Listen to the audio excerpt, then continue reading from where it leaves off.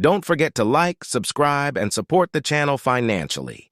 We want to reach 3,000 likes and 300 comments. At that moment, Seo Aren thought of a way to escape the crisis, and her expression instantly turned into that of a frightened puppy, and she said, Why are you doing this to me? Koo Yeon-sung laughed as if she was aroused by the look Seo Aren's face, and said, It's nothing personal. Just a survival strategy we've naturally come to learn, you know? Seo Aren inquired. What do you mean? Koo Yeon-sung smirked and said, Players' number is reducing by half each round, right? Maybe even more. Haven't you ever thought about it? And the items held by those who vanish seem such a waste. Don't you think? I find it too wasteful. All the gold and items they've accumulated all disappearing into thin air. In a world where even shit can be used as fertilizer, the items these guys hold can't be used as anything and just disappear. Wouldn't it be better if they could be used for something like fertilizer? Seo Aren belatedly caught on to their intentions, and she inquired, So, you're saying, if a player is going to disappear anyway, why not loot their items? Is that it? Koo Yeon-sung said, Oh, you've got some brains, huh? You understood all that so quickly. Other actors didn't get it even after I explained. Then Seo Aren asked, Other actors? You've done this to other actors besides me? Koo Yeon-sung replied, Of course. Sadly, Miss Seo Aren, you're just the 33rd victim. Already, 32 seniors, juniors, and fellow actors have given us their items before leaving. Seo Aren slumped onto the sofa and said, That means you've killed fellow actors? Koo Yeon-sung said, That's right. We've killed everyone. Don't worry, Miss Seo Aren. You'll soon follow. Seo Aren's expression was one of shock as she covered her face and crouched down. Meanwhile, she secretly summoned 2 fairies under the table. Unaware of the situation, the actors laughed maliciously, and one said, Just hand over your items willingly, and we'll let you go without pain. But if you're uncooperative, we'll have no choice but to use force. She said, Why? Why are you doing this? Why kill fellow actors just for... He said, Why you ask? There are plenty of reasons. First, it's easier to backstab actors in the same profession. Second, having good items increases your chances of surviving the next round. Third, as I said before, it's a waste to let the items vanish. Fourth, to survive, we've realized you can't be picky about your methods. Fifth, it's surprisingly fun, he added. Have you ever had the chance to intimidate and kill someone?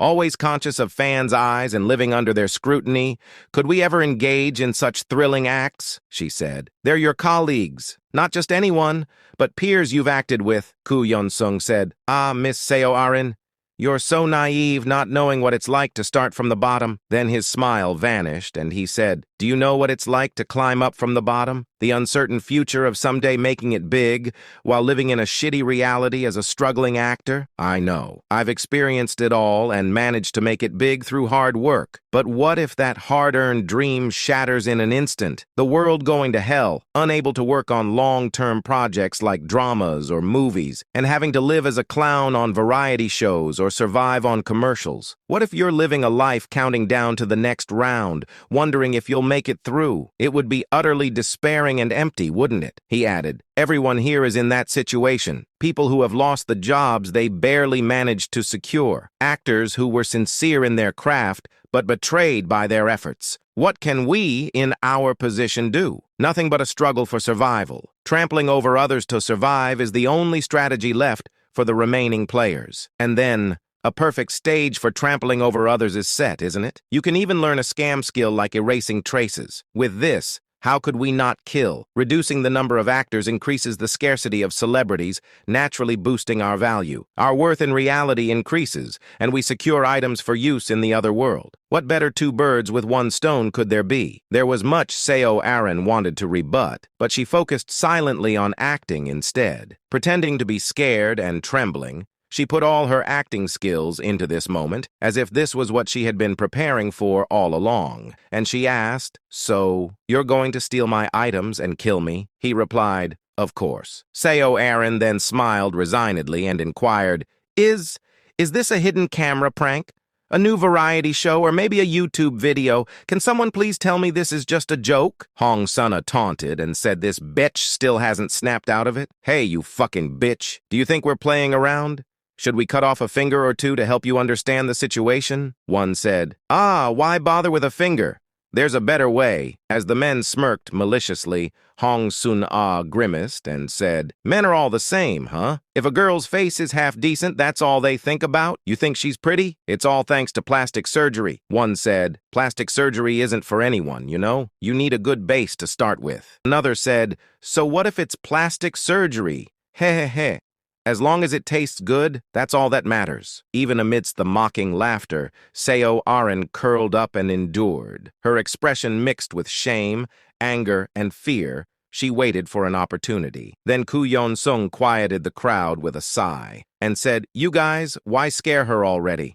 Miss Aren, don't worry. Just hand over all your items and we'll let you die peacefully. I'll make sure these guys don't touch you. You don't like it, do you? By your expression, wouldn't it be better to hand over your items and die peacefully rather than being treated like a rag and dying horribly? Seo Aren inquired. Do you really promise to let me go peacefully if I give you my items? He said, Yes. Oh, but I forgot to tell you something. She inquired. What is it? He said. You know Jang Bokchul, right? He's really into you, Miss Aren. He even mentioned you as his ideal type in the media. So, when he heard Miss Aren was coming, he was really looking forward to it. So just do what he wants. Just once. You can do that much before dying, right? She inquired, What do you mean? He said, It's pitiful, isn't it? A nobody who survived not because of acting, but as a player, and finally made it big. And this guy picked you, Miss Seo Aren, as his ideal type. But you can't even do that much for him? It would feel good if you grant one person's wish before dying, right? And if you don't answer, I'll take it as a yes. You don't have a choice anyway. He added, Don't even think about resisting. You see how many of us are here, right? Including Bokchul.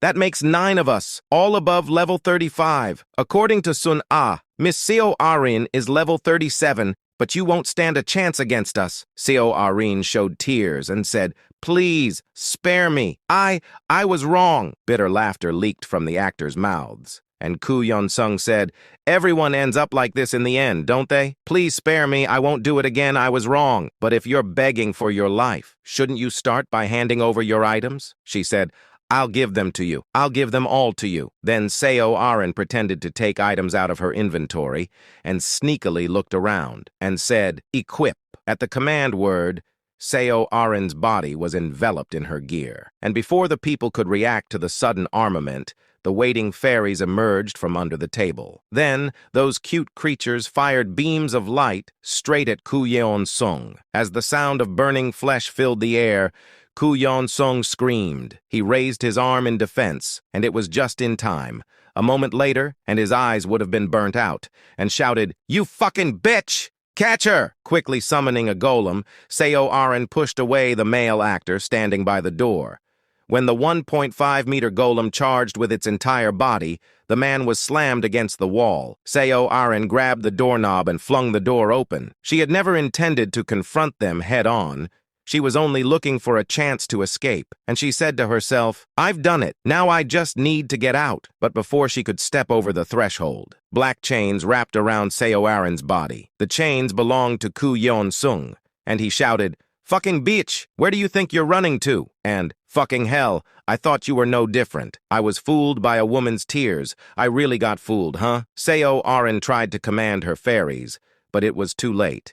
She realized they had already been destroyed by Koo Yeon-sung's black arrows, and the golem, too, had been shattered by the players, returning to a pile of rubble. She said to herself, what do I do now? All my summons are dead, and to summon again, I had to wait for a 10-minute cooldown. Koo Yeon-sung asked, Why not try summoning again? Oh, maybe you can't because of the cooldown. Then he added, Then can we have our fun with you now? One said, Brother, you said we'd leave her for Bokchul, he said. I changed my mind. Who knows when she'll summon again?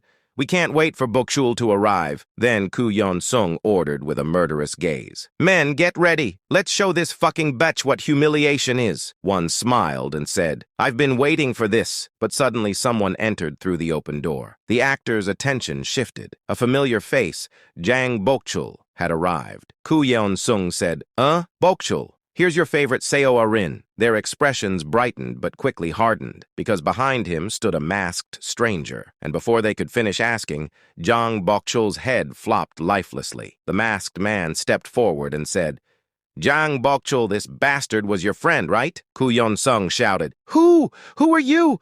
Ryu said. It seems I was right, and with a wave of his hand, the corpse vanished without a trace. It was trace erasure. Then Ryu said, I smelled trash from afar, so it was gathered here. Kuyon-sung asked again, Who are you? Before Kuyon-sung could finish, he swallowed his words, and the others did the same, and silence fell. As if time had stopped, there was no need to ask who he was, because they could see a large black scythe in the masked man's hand.